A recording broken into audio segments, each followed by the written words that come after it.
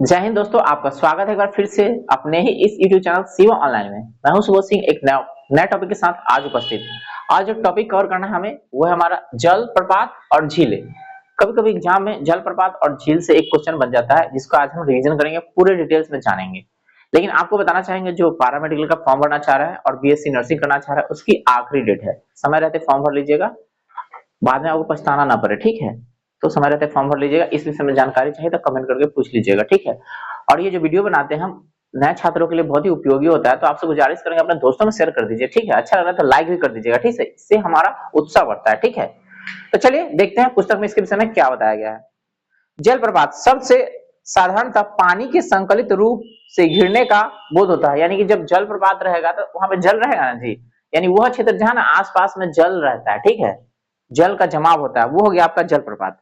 जलप्रपातों की उत्पत्ति प्राकृतिक रूप से होती है और कृत्रिम रूप से भी होती है, ठीक है। जैसे आप लोग अपने आसपास में, जैसे मॉल में जाएगा ना, देखिएगा झरना बनल है, ठीक है, बनल है, कृत्रिम हो गया ना।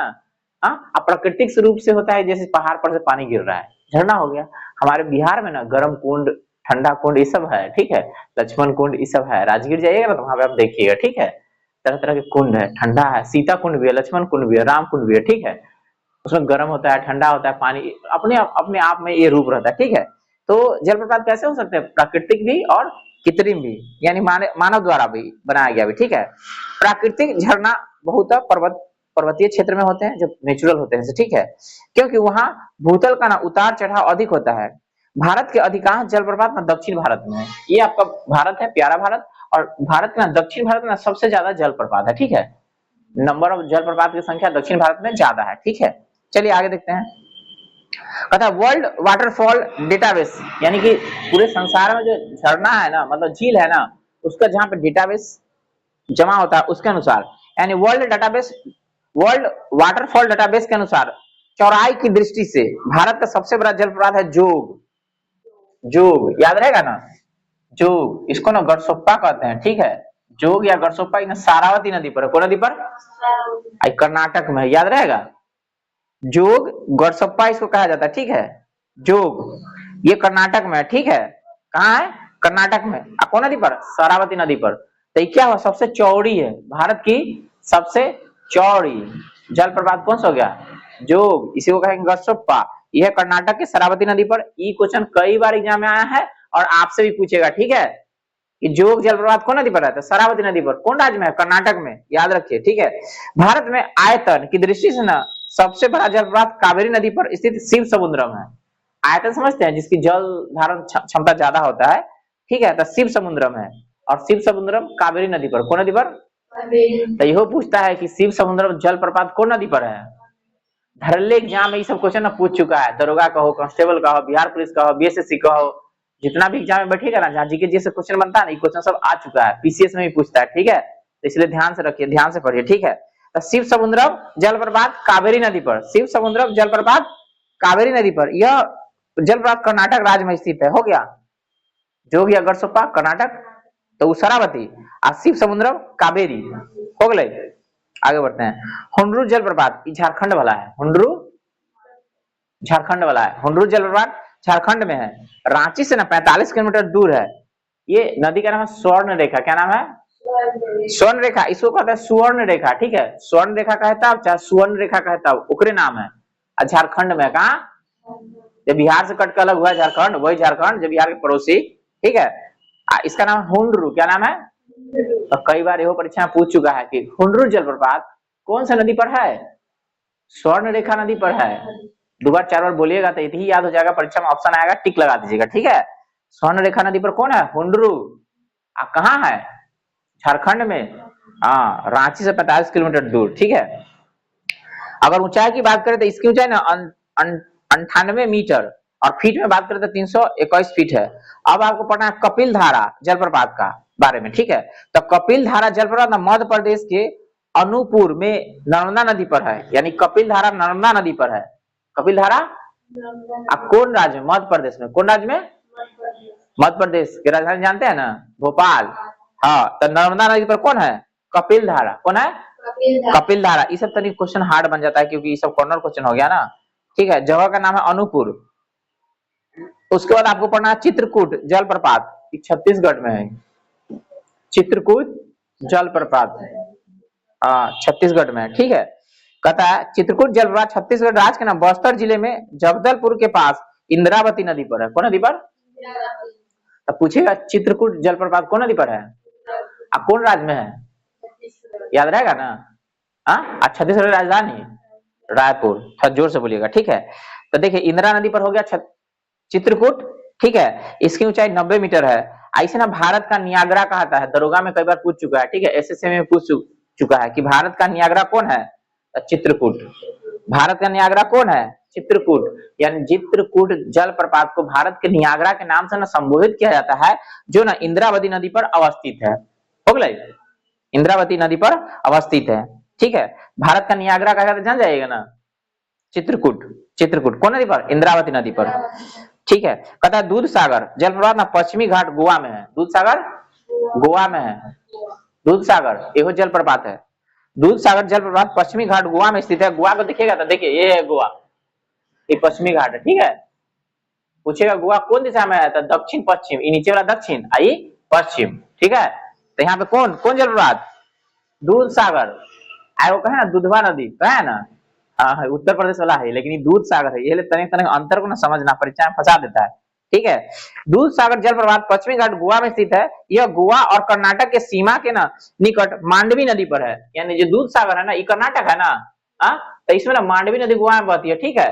तो कर्नाटक और गोवा के ना सीमा पर है दूध सागर, ठीक है।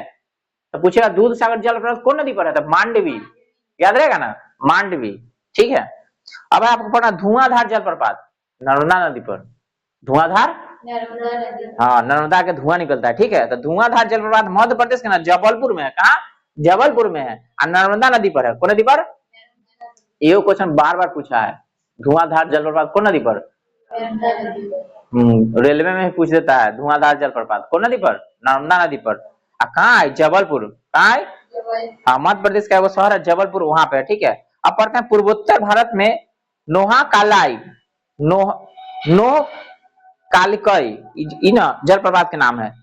नोह कालकई जलप्रपात मेघालय में है। दक्षिण भारत पूर्वोत्तर का है, नोह कालकई जलप्रपात मेघालय में है, ठीक है। अभी तक तो ये नहीं पूछा है, लेकिन पूछ सकता है।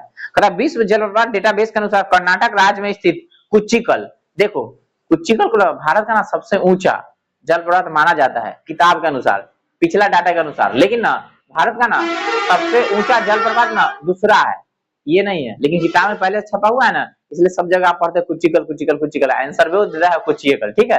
अब पूछेगा भारत के सबसे ऊंचा जलप्रपात कौन सा है, तो कुच्चिकल, ठीक है, कुच्चिकल जलप्रपात, ठीक है। लेकिन ये वास्तविक रूप से ये सबसे ऊंचा नहीं है, वास्तविक में सबसे ऊंचा दूसरा जलप्रपात है, ठीक है।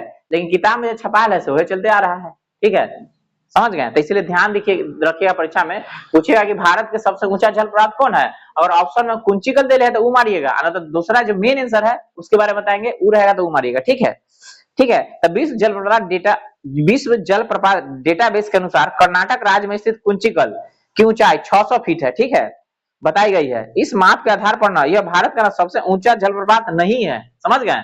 लेकिन पुरानका में छप्पल है कि ये है तो ये आंसर चल रहा है, ठीक है, नहीं है। पूर्व में विश्व जलप्रपात डेटाबेस के अनुसार कुंचिकल प्रपात को ना भारत का सबसे ऊंचा जलप्रपात माना गया था, तब इसकी ऊंचाई 455 मीटर प्रदर्शित थी।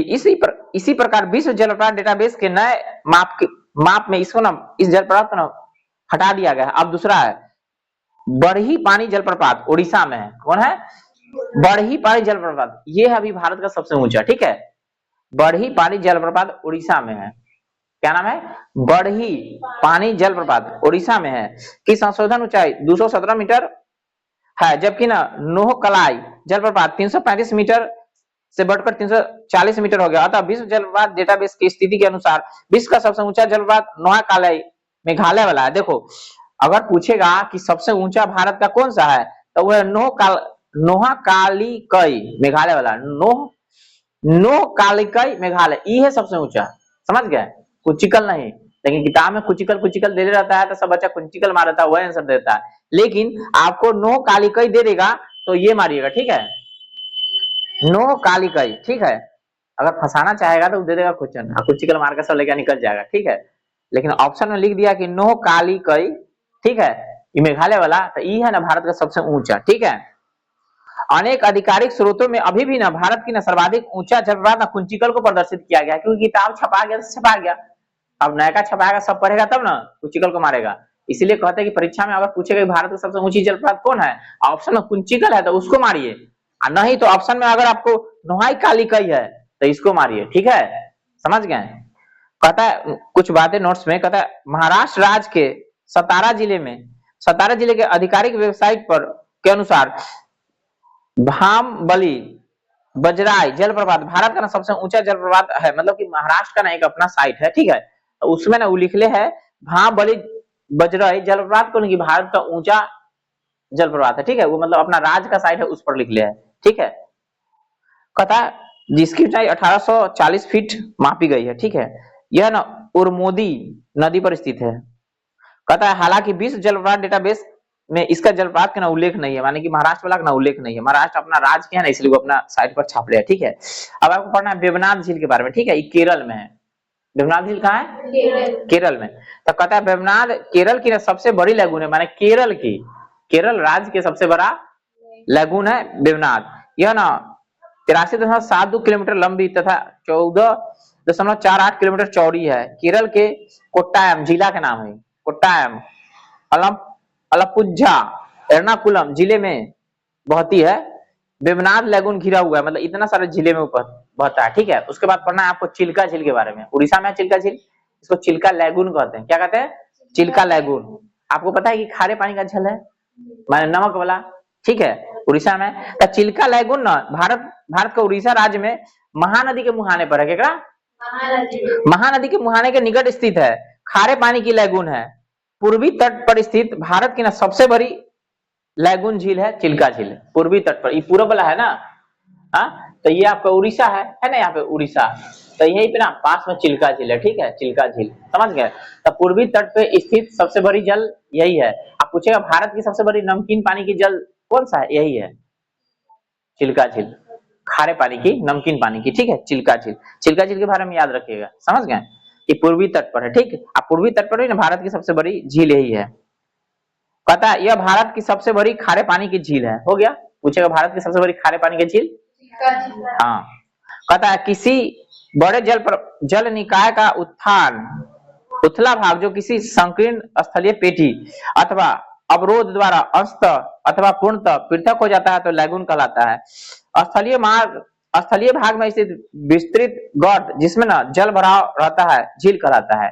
यानी कि पानी ना जाकर के स्थल में जाकर जम गया, ठीक है, तो झील बन गया, ठीक है। या फिर जमीन से पानी निकलने लगा तो झील बन गया, ठीक है। जैसे अपना ऐसे ना बरैला झील है, उसमें ना जमीन से पानी निकलते रहता है, समुद्र से कहीं टच होगा उसमें तो पानी निकलते रहता है, सालों भर उसमें पानी रहता है, ठीक है। तो पूछे बरैला झील कहाँ है? वैशाली जिला में है, ठीक है। बरैला झील कहाँ है? जिसका ना उद्यान का काम किया जाता है। अरे तुमको पता है ना आर्द्र भूमि वाला, मतलब वहां पे पानी रहता है, ठीक है।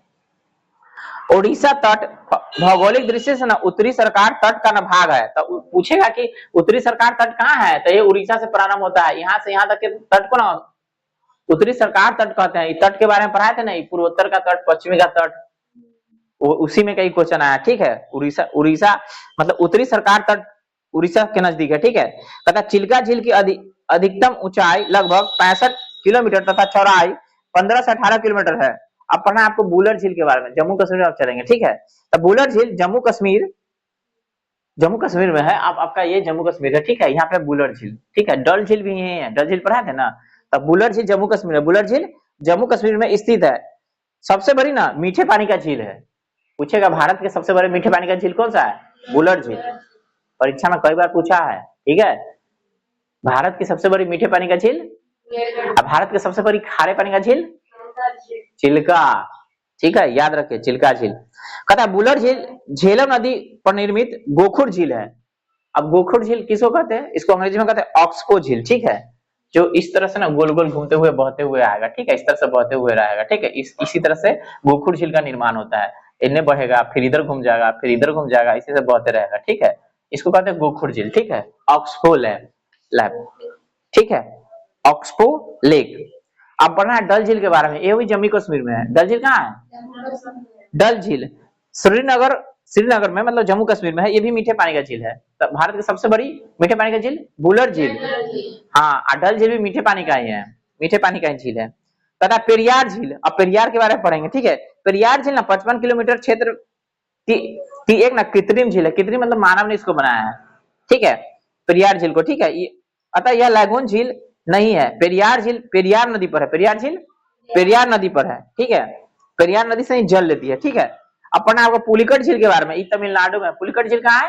तमिलनाडु। अच्छा पूछेगा पुलिकट झील कहाँ है? तमिलनाडु। पुलिकट झील तमिलनाडु और आंध्र प्रदेश के ना राज्य के ना सीमा पर है। तो देखिए आपको यहाँ पे आपको मिल जाएगा ये तमिलनाडु और ये मिल जाएगा आंध्र प्रदेश। तो इसके ना सीमा पर है क्या? पुलिकट। क्या है?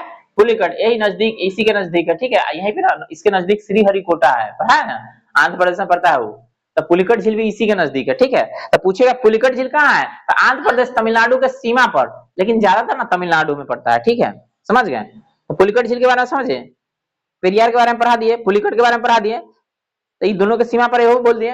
कहता है कोरोमंडल तट पर स्थित ना खारे पानी की लैगून है। यहाँ देखिए इतने पहले तो सरकार तट पढ़ लिए थे, अब यहाँ आ गया आपको कोरोमंडल तट, ठीक है। यहाँ पे आपको कोरोमंडल तट, तो कोरोमंडल पर तट पर ना पुलिकट झील ना खारे पानी की झील है, कैसा नमकीन वाला। अपना लोकटक झील, लोकटक झील मणिपुर में है। लोकटक कहाँ है? मणिपुर में, ठीक है। तो पूछेगा लोकटक झील कहाँ है? तो मणिपुर में है। मणिपुर राज्य जानते हैं ना, अब पूर्वोत्तर में चल गया, मणिपुर देखिएगा तो देखिए यह मणिपुर है, यहीं पे लोकटक झील है, ठीक है। देखिए मणिपुर के बारे में, लोकटक झील मणिपुर राज्य में स्थित है। ताजे पानी की झील है, ताजे पानी की मीठा, हाँ ताजे पानी का झील है। यह मीठे पानी की पूर्वोत्तर राज्य की ना सबसे बड़ी झील है। तो प्रश्न बनेगा कि पूर्वोत्तर राज्य की मीठे पानी की सबसे बड़ा झील कौन होगले? पूर्वोत्तर भारत की मीठे पानी की सबसे बड़ा झील कौन हो गया?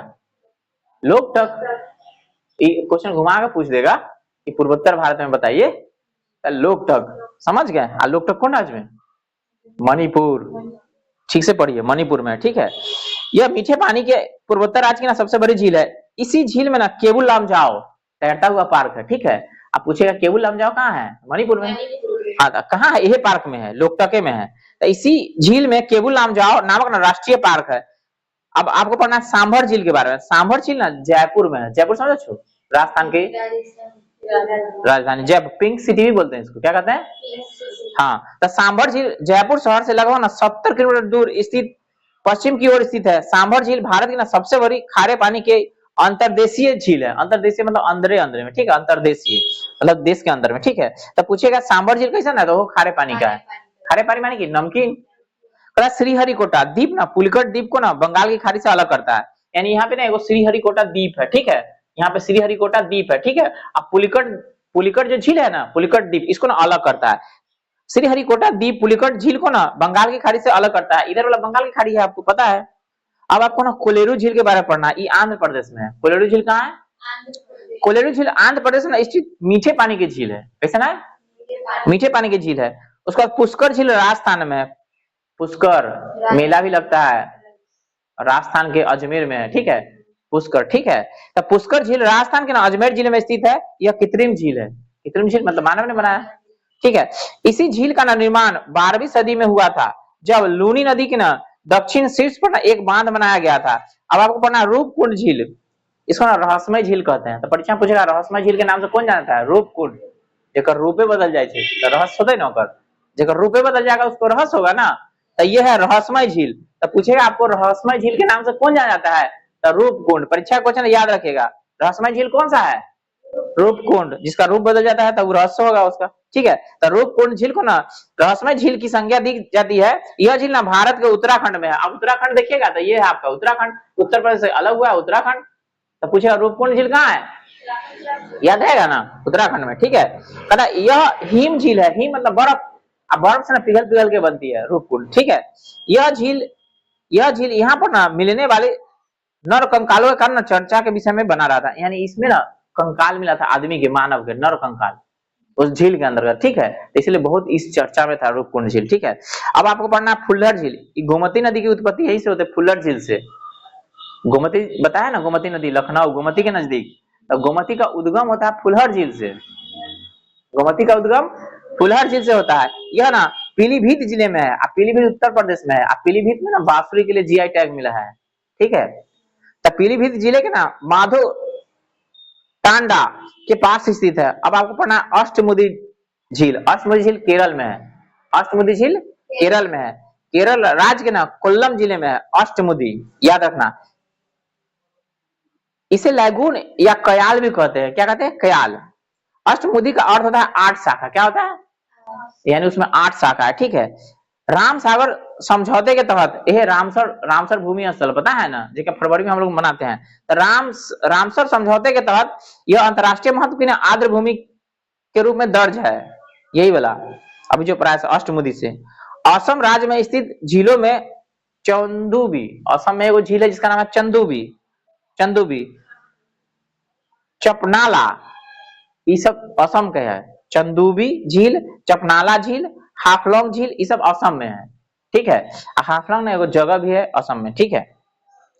चपनाला झील नयगांव कस्बे से 35 किलोमीटर दूर स्थित है, मतलब जगह का नाम है नयगांव, ठीक है।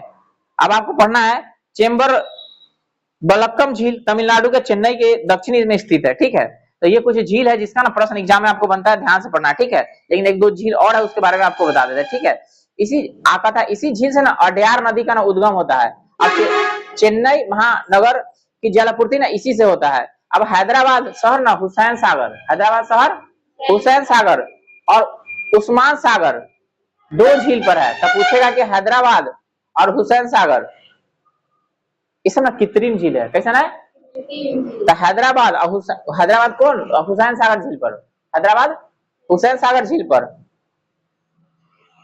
और उस्मान सागर ये भी ना कृत्रिम झील है, ये दोनों कृत्रिम झील है।